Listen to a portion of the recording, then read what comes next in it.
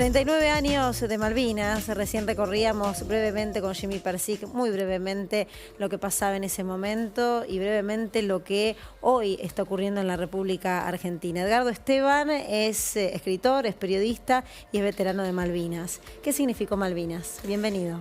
Significó y significa esta línea transversal que tiene el pueblo argentino. Hay muy pocos temas que nos unen, como la bandera y esta pertenencia, esta identidad que tenemos con relación a Malvinas. Ayer, sin duda que no hubo una ciudad, por más pequeña que sea, que no haya hecho un homenaje, no tiene una calle, una plaza, una escuela, un monolito con el recuerdo de sus caídos.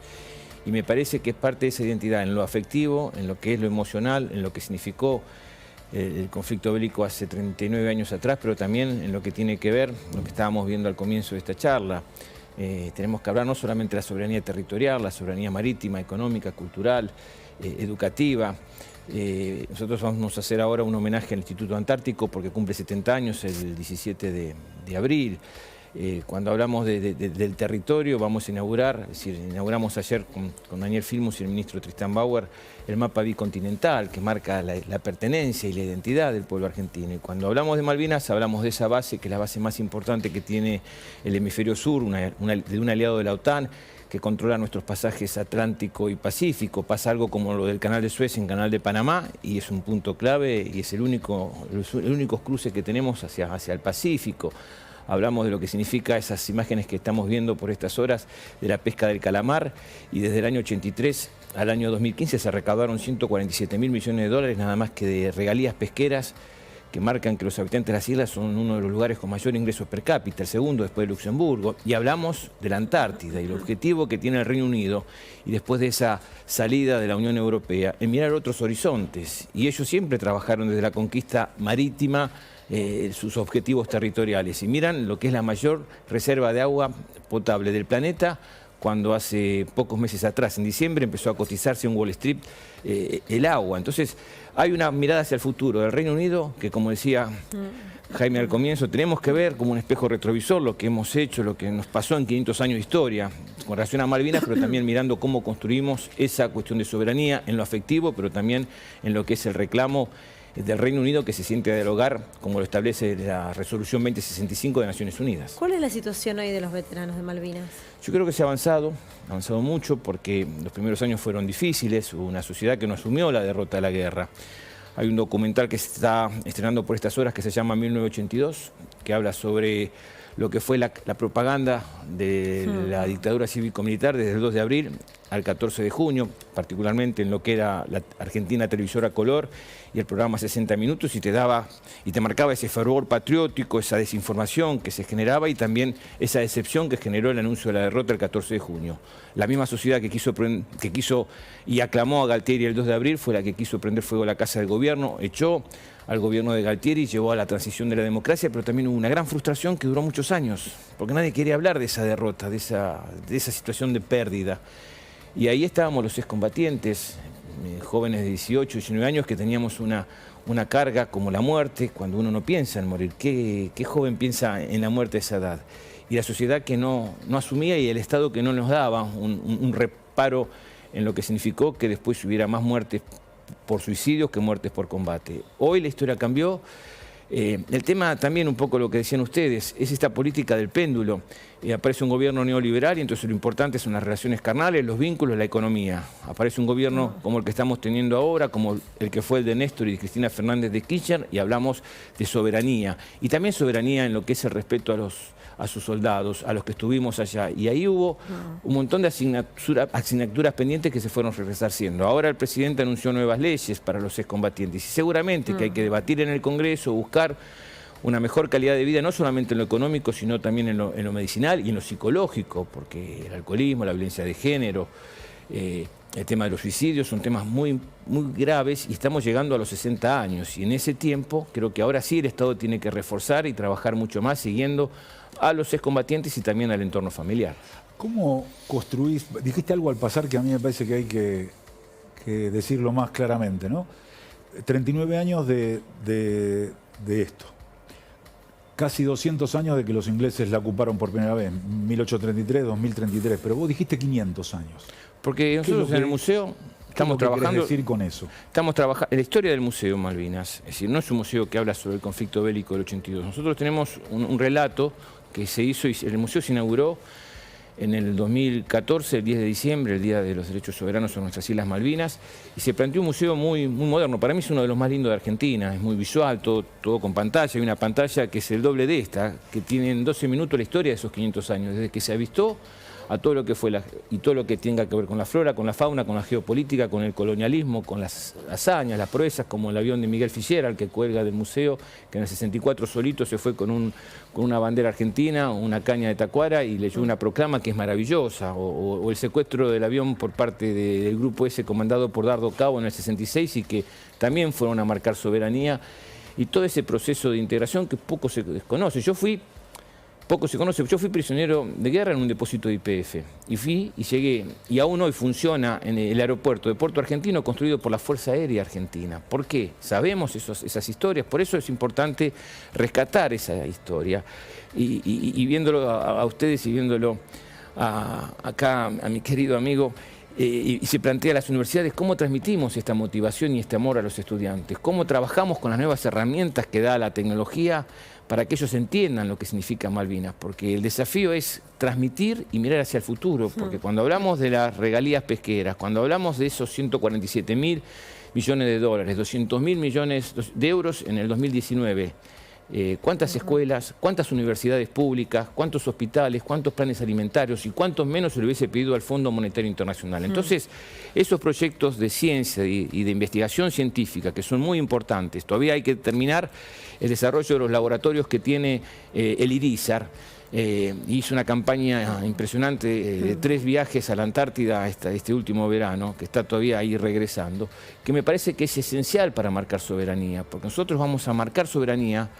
Fuimos el primer país que llegó a la Antártida en lo que significó el desarrollo científico, y hoy tenemos que tener en claro, y muchos no lo saben, de que el centro de la Argentina es Ushuaia, y que si mirás hacia el norte tenés a La Quiaca, pero si mirás hacia el sur tenés el Polo Sur, que es nuestro territorio, y tenemos que trabajar con ciencia sobre eso, y creo que la educación y cómo se encare lo pedagógico en los estudiantes primarios, secundarios, es fundamental, y me parece que es el gran desafío. Les voy a hacer una pregunta a los dos.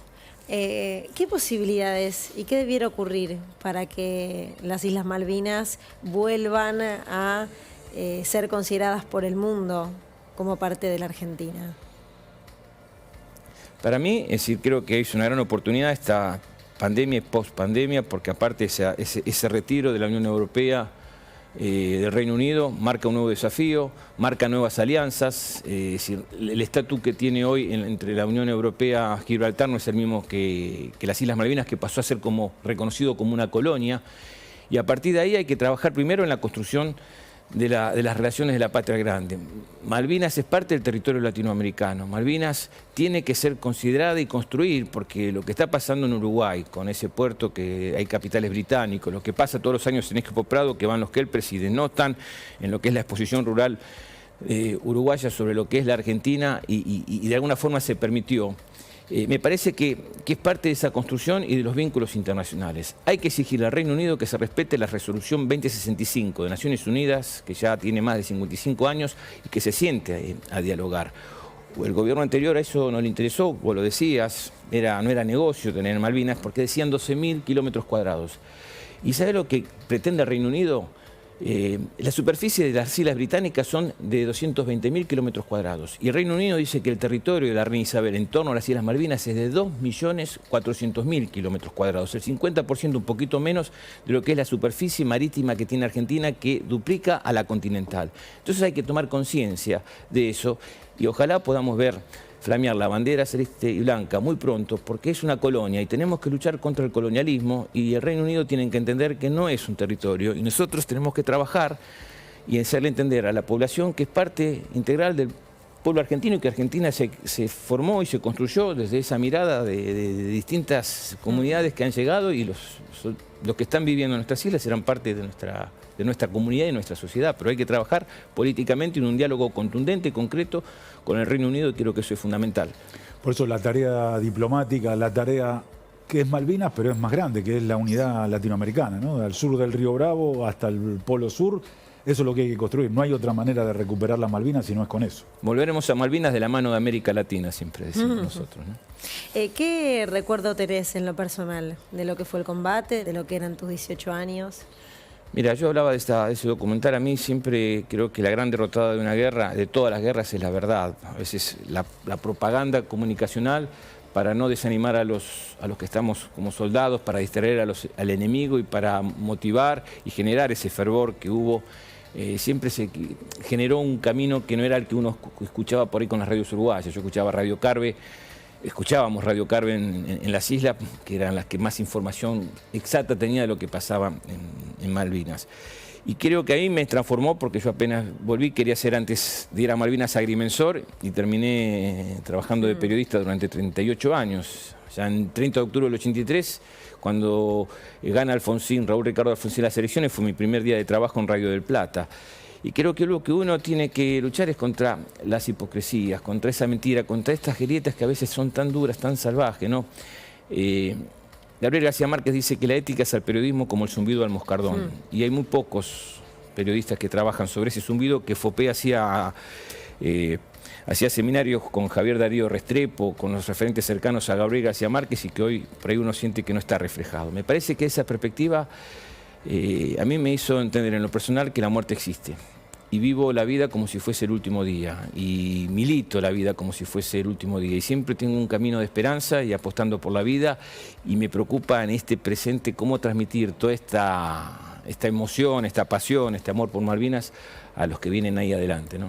¿Cómo vivía un joven, después un hombre, toda la política de desmalvinización? En la vida concreta, en lo afectivo, en lo emocional, en la vida laboral. Sí, bueno, hablamos mucho de esto también, porque a veces creemos que, es decir, el disenso nos tiene que enriquecer, y de la extrema derecha a la izquierda, todos tenemos como Malvinas como parte de nuestra pertenencia, y después, en lugar de entender que el enemigo está ahí en esa base militar, en la propia causa Malvinas hay grietas. Es decir, no entendemos que esas diferencias del otro, de esa otredad. Cristina Fernández de Kirchner, en el 2013, un 2 de abril, que ustedes lo recordarán porque fue el día del diluvio en La Plata, en Puerto Madryn dijo: la patria es el otro. Y tenemos que entender que esa suma de otredad que tanto habla Darío, nuestro filósofo, es la construcción de un relato, que es lo que hace sentir este fervor y esta pertenencia y esta identidad. Y tenemos que trabajar mirándonos, ser un poco contemplativo. Creo que lo que dijo Alberto Fernández cuando asumió y después cuando dio su primer discurso en el Congreso es fundamental. Malvinas tiene que ser una cuestión de Estado.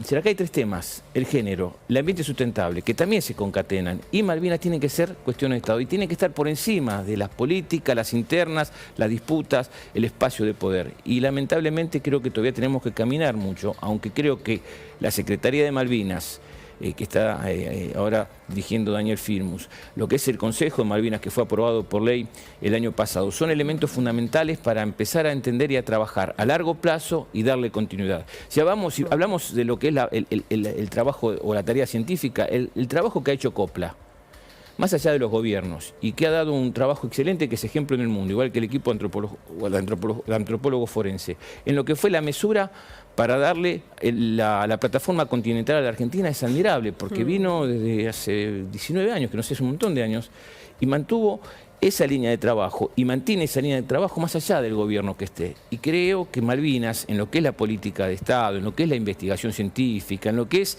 ese Pampa Azul, que hizo que veíamos en Canal Encuentro un programa que era maravilloso y que explicaba todo el tema de la investigación que había por parte de nuestros científicos en nuestra plataforma continental. Es los ejes y los elementos que tenemos que tener como prioridad, como cuestión de Estado y como parte de esta lucha por la soberanía. Yo creo que nos vamos a emocionar todos. Siempre escucharlo a León Gieco es un placer, su compromiso indudablemente eterno. Prestemos atención porque grabó una canción muy significativa en el Museo de Malvinas.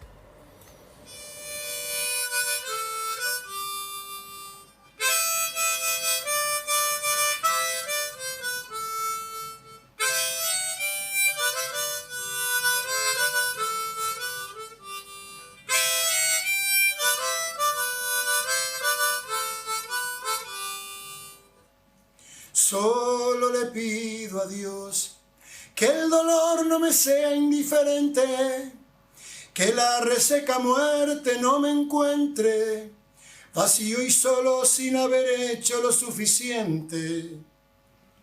Solo le pido a Dios que lo injusto no me sea indiferente, que no me abofeten la otra mejilla después de que una garra me arañó esta suerte. Solo le pido a Dios que el engaño no me sea indiferente, si un traidor puede más que unos cuantos, que esos cuantos no lo olviden fácilmente. Solo le pido a Dios que el futuro no me sea indiferente, desahuciado está el que tiene que marchar a vivir una cultura diferente.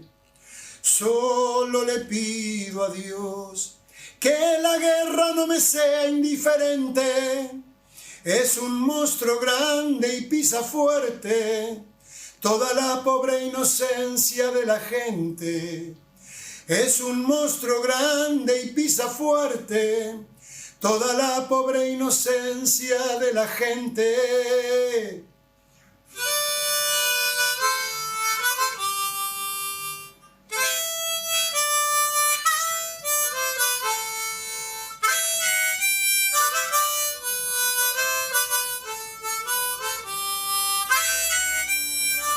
Y la música también es una herramienta educativa, porque la música va a permitir y permite en muchos casos explicar la historia, explicar parte de la historia argentina. ¿Cómo fue la idea de que León Gieco lo hiciera a capela? León fue uno de los que me inspiró. Justo estábamos en un encuentro con amigos, con Víctor Hugo también, con Tristán, y ahí salió la posibilidad de que fuera el director del museo. Y él fue el que más alentó, como me alentó a hacer la película Iluminados por el Fuego. Él fue un hombre que fue muy generoso. Y creo que lo que uno tiene que tener en claro es que lo popular marca la pertenencia a Malvinas. No hay un cantante de rock que no tenga una canción. León compuso, además de La Memoria, 2 canciones más para Iluminados por el Fuego. Y también siguiendo tu trayectoria, no hay una hinchada de fútbol que no tenga un mural, una bandera, que no tenga un homenaje a los caídos. Vamos a pagar los peajes y los sindicatos tienen su mapa de nuestras islas. Es decir, hay una pertenencia y una identidad que me parece que es lo que marca ese afecto, ese sentimiento. Y creo que esta canción lo dice todo. Uno tiene que apostar por la paz, apostar por la vida, no olvidar lo que tuvimos en ese pasado. Y para mí León es un símbolo de lo que significa esta Argentina, y esa lucha que él tiene para mí es como un faro que me guía y que me alienta, y que justamente... ayer me mandó un mensaje hermosísimo con relación a este video, y él decía que es uno de los videos que más le emocionó por esta a capela y ver a los soldados justamente en esta fusión de la historia de Argentina con uno de los signos más importantes que tiene la música argentina. Gracias por venir. Gracias. Y porque el próximo año también nos encuentre acá haciendo memoria, que es son los 40 años, van a ser muy importantes. Van a ser los 40 años. Pasaron 39. Gracias. Gracias a vos.